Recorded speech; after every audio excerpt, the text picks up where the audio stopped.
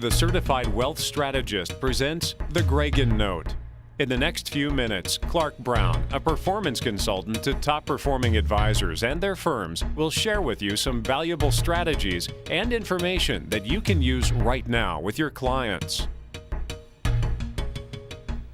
What a difference a day makes. 24 little hours. As things stand today, if your wealthiest client dies on or before December 31st of this year, she escapes federal estate taxes. If she survives until January 1st of next year, she'll pay $5.5 million in estate taxes on her $10 million estate. If she's lucky and Congress continues the 2009 rates into 2011, her estate tax bill will drop to only $4.5 million. Hopefully, you've already given thought to how those taxes might get paid without shorting heirs and or liquidating valuable assets at fire sale prices. But even if you have engaged in liquidity planning for this client, keep the Graegin Note in your arsenal. Initially approved by the tax court in the 1988 case of the estate of Graegin v. Commissioner, the Graegin Note continues to be blessed by the courts and remains a cost-effective way of reducing the tax bite and providing estate liquidity. Here's an example of how it works. Janine dies with a $10 million estate in 2011, assuming an estate tax rate of 45%. Her estate owes $4.5 million in estate taxes. To come up with the cash, the executor borrows $1.4 million from a closely held company under a 15-year note at a 12% interest rate.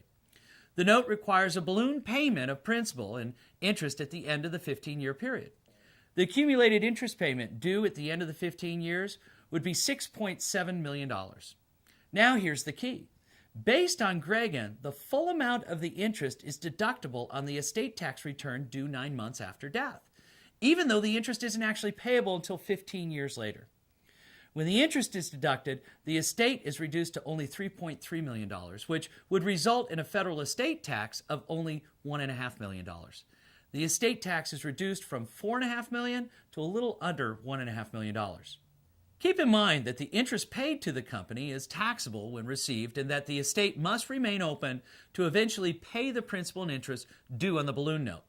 On the other hand, assuming Janine's heirs are the owners of the creditor company, they ultimately benefit not only from the estate tax savings, but also from the receipt of the interest on the note. Consider making the Graegin Note transaction even more attractive by creating an irrevocable life insurance trust and purchasing enough life insurance, which, if properly arranged, should be both income and estate tax-free, so that when the death benefit is invested at a reasonable rate, it is sufficient to cover the note and interest when due 15 years after death.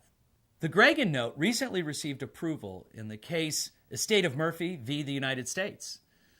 The case also involved a family limited partnership, which was used to generate valuation discounts and considerable estate tax savings.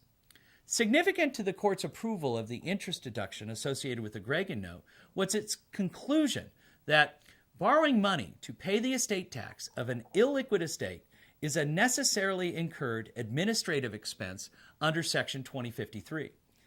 The court rejected the IRS's argument that the upfront interest deduction should be denied on the grounds that the family limited partnership was created solely for tax purposes and resulted in a self-inflicted liquidity need.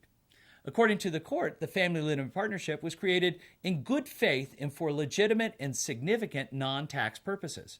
Furthermore, the court noted that the decedent retained sufficient assets of $130 million at the time the family limited partnership was created to pay his living expenses and anticipated estate taxes.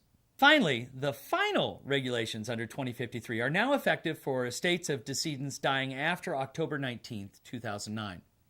The basic focus of the regulations is the extent to which post-death events may be considered in determining the deductible amount of a claim or expense. Consensus has it that the new regulations do not impact Graegin loans. However, the Treasury Priority Guidance Plan for 2010 includes a project to address when present value concepts should be applied to claims and administrative expenses. Graegin Notes are also in scope for that project. Keep your eyes open for further developments in this area, and we'll be here to keep you posted.